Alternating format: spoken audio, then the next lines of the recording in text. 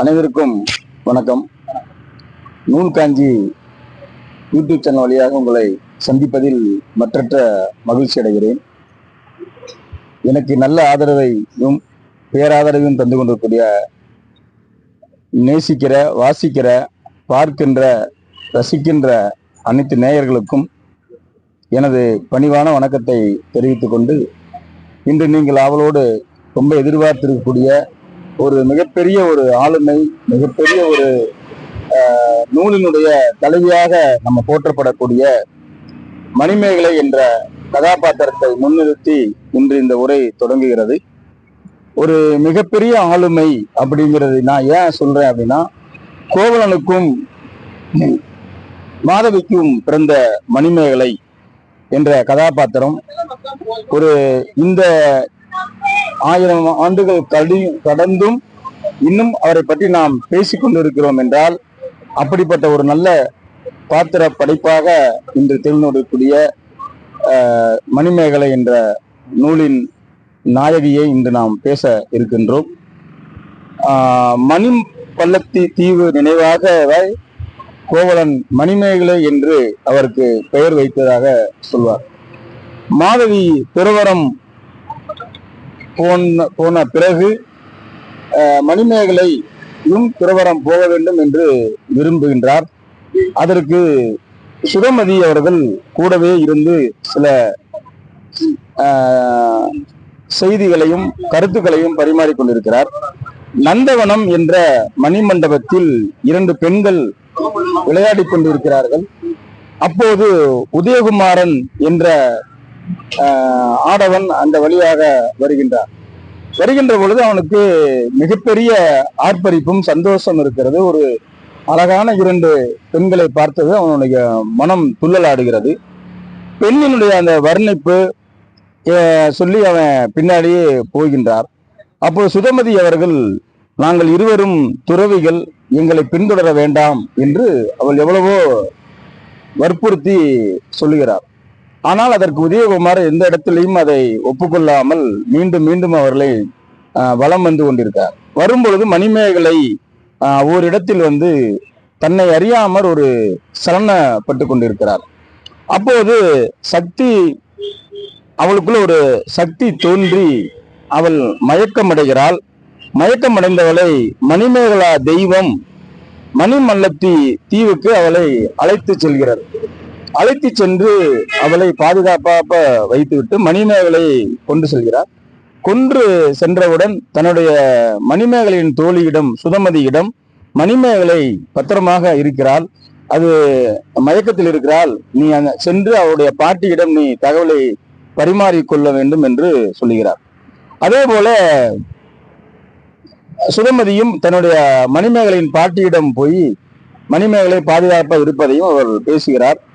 அப்போது சுதமதியும் மீண்டும் மீண்டும் காதல் வேண்டாம் என்று சொல்வது போல மணிமேகலா தெய்வமும் அந்த உதயகுமாரிடம், மணிமேகலிடம் நீ காதல் கொள்வதை நிறுத்திக்கொள், அவள் இந்த ஜென்மத்தில் அவள் காதல் கொள்வதற்கான எந்த வாய்ப்பும் இல்லை, அவள் இந்த பிறவி அவளுக்கு துறவரம் தான் உண்மையான பாத்திரம் என்று வற்புறுத்துகிறார். ஒரு நாட்டின் அரசியாக மணிமேகலை சித்தரிக்கப்படுகிறார். சித்தரிக்கப்படும் போது அடுத்த முன்ன ஜென்மத்துல எப்படி இருந்தோம் அப்படிங்கிறத மணிமேகலைக்கு மணிமல்லா தீவில் சொல்லப்படுகிறது. அப்போது ஒரு அன்னதானம் நடக்கிறது. உதயகுமாரன் கொலையுண்டதாகவும் நல்ல காரியம் செய்தால் அந்த சிக்கலிலிருந்து தான் விடுபடுவதாகவும் பேசப்படுகிறது.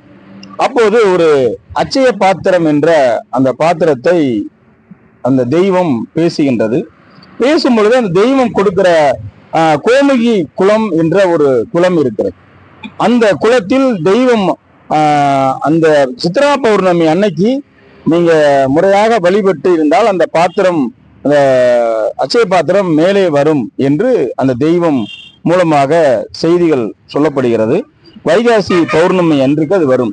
நல்லவர்கள் கையில் மட்டுமே இந்த அச்சய பாத்திரம் இருக்க வேண்டும் என்று மணிமல்லா தெய்வம் விரும்புவதாகவும் சொல்லப்படுகிறது. இப்படி பல நிலைகளில், பல இடங்களில், பல சூழல்களில் இந்த கதை நகர்கிறது. நகரும்போது இதற்கு முன் அந்த அச்சய பாத்திரம் எங்க இருந்தது என்றால், வடபகுதியில் ஆபுத்திரன் என்ற ஒரு மன்னன் ஆண்டு வந்தான். அவன் அந்த ஆண்டு வந்த காலங்களில் ஒரு பசுவை வீண் பலி கொன்றதாக அவன் மேல் பழி சுமத்தப்படுகிறது. அப்போது படுகும் பொழுது அந்த நாடு ரொம்ப வறுமையில் ரொம்ப உச்சபட்சமான வறுமையில் இருக்கிற சூழலை சொல்லுகிறது. அப்போது ஒரு திருவோடில் அவனுக்கு கொடுக்கப்படுகிறது. அந்த திருவோட்டுல பாத்தீங்கன்னா நிறைய கல்லு மண்ணு இப்படி நிறைய நிரம்பி கிடைக்கிறது. அது சிந்தா தேவி என்ற தேவி மூலமாக அந்த தன் நிலைமையை சொல்லி சிந்தாதேவியிடம் போய் வேண்டும் பொழுது சிந்தாதேவி அந்த பச்சை பாத்திரத்தை அவனிடம் கொடுத்து உணவு கொடுக்கிறது. இப்படி சொல்லும் பொழுது அந்த சாப்பாடு நிறைய அந்த அச்சய பாத்திரத்தில் அவனுக்கு கிடைக்கிறது. அந்த கிடைக்கப்பட்ட அந்த பார்வை அற்றவர்கள், காது கேளாதவர்கள், முதியோர்கள், இப்படி கஷ்டப்படக்கூடிய வயதானவர்களுக்கு அந்த அன்னம் பரிமாறப்படுகிறது.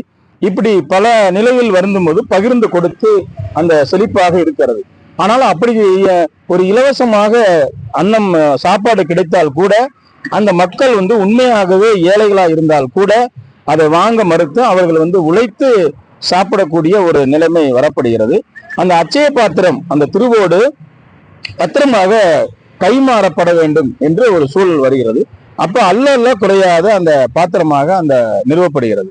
அப்போது நாடு முழுக்க உணவு கொடுத்த சூழல் நிலவுகிறது. அப்போது இந்திரன் மழை வேண்டி எல்லாத்துக்கும் அந்த நம்ம மலைசோறுன்னு சொல்லும்போது அந்த மாதிரி சாப்பாடு கொடுக்கப்படுகிறது. சாப்பாடு கொடுக்கும்போது நாமும் இந்திரன் என்ற அந்த சூழல் வருகிறது. அப்போது பல ஆண்டுகள் அந்த நாட்டில் மழை இல்லாமல் ரொம்ப வறுமையில் இருக்கக்கூடிய ஒரு சூழல் உருவாகிறது. அந்த ஊர் மக்கள் எல்லாமே உழைத்து சாப்பிட்டால் கூட ஒரு சில இடத்துல வறுமையில் இருக்கு. அதே மாதிரி சாவத்தீவு என்ற ஒரு தீவு இருக்கிறது. அந்த தீவு எங்க இருக்குது அப்படின்னா, இந்தோனேசியாவில் ஜாவத்தீவு என்ற அந்த தீவு தான் சாவத்தீவாக மாறுகிறது. அது யாதும் ஊரே யாவரும் கேளீர் தீதும் நன்றும் பிறதர வரா யாதரும் தனிவர் அவற்றோர் என்ன என்ற அந்த புறநானூற்று பாட்டிற்கு இணங்க அந்த மன்னன் கப்பல் பயணம் போறார். கப்பல் பயணம் போய்கொண்டு இருக்கும் பொழுது மிக ஆபத்தான ஒரு புயலை அவர் சந்திக்கிறார். அந்த சந்தித்து ஒரு குறிப்பிட்ட ஒரு மணிமல்ல தீவு என்ற அந்த தீவு கிட்டம் அந்த கப்பல் கவிழ்ந்து போகிறது. அப்ப அந்த கப்பல் கவிழ்ந்து போனோன்னு மனிதர்களே இல்லாத அந்த ஒரு இடத்தில் அந்த கப்பல் கவிழ்ந்து போனோன்னு பாத்திரம் பயன் இல்லை அப்படி என்ற கோமியி தன்னுடைய இனம் சார்ந்த செய்திகளை பரிமாறுகிறார். அப்போது உண்ணா நோன்பு இருந்து இறந்து போதல் அப்படிங்கிற ஒரு சூழல் உருவாகிறது. உருவாகும் பொழுது நல்ல கைக்கு இந்த பாத்திரம் போய் சேர வேண்டும் என்று மணிமல்லா தெய்வம் விரும்புவதாக சொல்லப்படுகிறது. இப்படி பல நிலைகளில் பல சூழல்களில் அந்த மணி மேகலை கதாபாத்திரம் கதை நகர்ந்து கொண்டு வருணா நோன்பு இருந்து போதல் நல்லவனுக்கு இயங்குதல் அப்படிங்கிறது நல்ல கைக்கு அந்த அச்சய பாத்திரம் போய் சேர வேண்டும் என்பது மணிமேகலா தெய்வத்தினுடைய ஆசை. அப்போ அந்த அந்த அச்சய பாத்திரத்தை அந்த சித்ரா பௌர்ணமி அன்னைக்கு அதை கையை நீட்டி அதை வாங்குதல் அப்படிங்கிற சொல்றது. அது பொதுவாக எங்க வருது அப்படின்னா, அந்த கப்பல் கவர்ந்த இடம் மீண்டும் புகார் நகருக்கு வருது. புகார் நகர்ல வரும்போது அங்க அந்த மணிமேகலையை இறக்கி விடப்படுகிறது. பத்தினி பெண் முதலில் உணவு இட வேண்டும் அப்படிங்கிற ஒரு கோட்பாடு இருக்கு. அந்த அச்சய பாத்திரத்துல ஒரு பத்தினி பெண் அந்த பாத்திரத்துல முதல்ல சாப்பாடு போடணும். அப்படி போடும்போது அந்த அச்சய பாத்திரம் அல்ல குறையாம இருக்குன்னு சொல்றாங்க. அது அமுதேஸ்வரர். அந்த அச்சய பாத்திரம் யாரு முதல்ல போறாங்கன்னா, ஆதிரை அப்படிங்கிற ஒரு பெண் முதல்ல சாப்பாடு போடுறாங்க. அப்போ ஒரு பிடி உணவு அந்த சாப்பாடுல அந்த அச்சய பாத்திரத்துல விழுகுது. அப்புறம் மணிமேகலை தேடி அதை கொடுக்கப்படுகிறது. அப்போது பாட்டி காதுக்கு இது எந்த செய்தி எல்லாம் போகும் பொழுது பாட்டி என்ன நினைக்கிறாங்கன்னா, கோவலனும் மாதவியும் இல்லறத்திற்கு அப்புறம் தான் துறவரம், அதனால முதல்ல இல்லறம் நன்றாக இருக்க வேண்டும் என்று பாட்டி விரும்புகிறார். அப்ப என்ன பண்ணுவோம்னா, மாதவியும் கோவலனும் நன்றாக இந்த பூமியில் இல்லறத்தோடு வாழ்ந்தார்கள். வாழ்ந்த பின்புதான் மாதவி துறவரம் போறான், அதே மாதிரி மணிமேகலையும் போக வேண்டும் என்று பாட்டி நினைக்கிறார். கல்யாணம், குழந்தைகள் இது எல்லாமே தனக்கு வேண்டாம் என்கிற முடிவுக்கு மணிமேகலை வந்து விடுகிறார். அப்போதுதான் பாட்டியின் மூலமாகத்தான் உதயகுமாரிடம் சொல்லப்பட்டு உதயகுமாரன் மணிமேகலையை தொடர்ந்து துன்புறுத்தி அவனுடைய அந்த ஆசைகளை வெளிப்படுத்துகிறார். இது முழுக்க முழுக்குமே வந்து மணிமேகலையுடைய பாட்டியுடைய சூழ்ச்சியில தான் அது எல்லாமே நடக்குது. அப்ப மணிமேகலை பின்தொடர்ந்து போறது. அப்ப தன்னுடைய காதலை வந்து உதயகுமாரன் மணிமேகலிடம் சொல்வதற்கு முற்படுகிறான். இப்ப மணிமேகலை வந்து மன உறுதியோடு இருக்கிறான். அந்த துறவரம் நான் போகணும், துறவரத்துலதான் நான் இந்த ஜென்மம் எனக்கு துறவரமாகவே இருக்க வேண்டும் என்கிற அந்த பிடிவாதத்தோடவே மணிமேகலை இருக்கான். அப்ப வந்து தன் முற்பிறவியினுடைய பயன் என்ன அப்படிங்கிறத வெளிப்படுத்துறான். வெளிப்படுத்தும் போது மணிமேகலை சில மந்திரங்களை சொல்லப்படுகிறார். அந்த மந்திரங்களை சொல்லும் போது தன்னை உருமாறிக்கொள்ள வேண்டும், தன்னை உருமாற்றிக் கொள்ள வேண்டும் அப்படிங்கிற ஒரு நிலைமைக்கு வர்றாங்க. அப்ப காய சண்டிகை அப்படிங்கிற ஒரு பெண்ணுடைய உருவத்தை தான் பெறுகிறார். அப்ப பெறும் பொழுது பள்ளி நடத்துதல், உணவு அளித்தல், குழந்தைகளை பாதுகாத்தல், இப்படி சில வேலைகள்லாம் அவ செய்து கொண்டிருக்கார். அந்த நேரம் பார்த்து உதயகுமாரன் இது எல்லாத்தையும் நம்ப மறுக்கிறான். இல்ல நீ பொய் சொல்ற அப்படின்னு சொல்லும் பொழுது பின் தொடர்ந்து வரும் பொழுது காய சண்டிகை என்ற ஒரு பெண் அந்த இருந்ததாகவும் அந்த பெண்ணை வந்து தொலைச்சிட்டேன், அதை தேடி வருவதாகவும் தன்னுடைய காய சண்டிகையின் கணவன் வந்து மணிமேகலையை பார்க்க வர்றான். அப்ப பார்க்க வரும் பொழுது இவ இல்ல நான் காய சண்டிகை, நான் மணிமேகலை, நான் காய சண்டிங்கிற உருமாறி இருக்கிறேன்னு சொல்லி எவ்வளவோ மணிமேகலை சொன்னா கூட அவன் ஏற்றுக்கொள்ளவில்லை. அந்த நேரம் பார்த்து உதயகுமாரன் வர்றான். உதயகுமாரன் வந்து இந்த இவகிட்ட வந்து தன்னுடைய காதலை சொல்ல மணிமேகலை சொல்ல வரும்போது காயசனுடைய கணவன் வந்து அவனை 2 துண்டுகளாக வெட்டப்படுகிறான். மணிமேகலை உதயகுமாரனை உதயகுமாரன் கொலை செய்யப்படுகிறான்.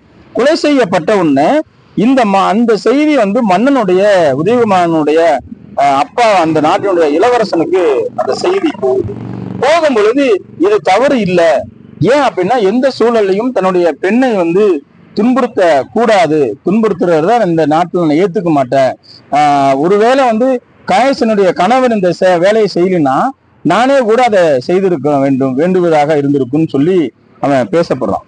அப்ப இதை முதலில் நானே வெட்டி இருக்கலாம் அப்படின்னு மன்னன் வந்து பேசுறதாகவும் மணிமேகலை இதுக்கெல்லாமே காரணமாக இருந்தது மணிமேகலை தான். அதனால வந்து மணிமேகலை வந்து ஜெயில வந்து சிறைச்சாலையில அடைச்சிடுறாங்க. அப்ப அந்த சிறைச்சாலையை சிறிது காலத்தில் அது சிறைச்சாலையை வந்து நலச்சாலமாக மடமாக மணிமேகலை மாற்றுகிறாள். அந்த மாற்றினதுக்கு அப்புறம் வந்து நிறைய விழாக்கள் எடுக்கப்படுகிறது. அதுல மிக முக்கியமான விழாவாக இந்திர விழா என்ற ஒரு விழாவை எடுக்கிறது. மீண்டும் புகார் நகருக்கு மணிமேகலை செல்வதாகவும் சில கதைகள் வந்து உருமாறுகிறது.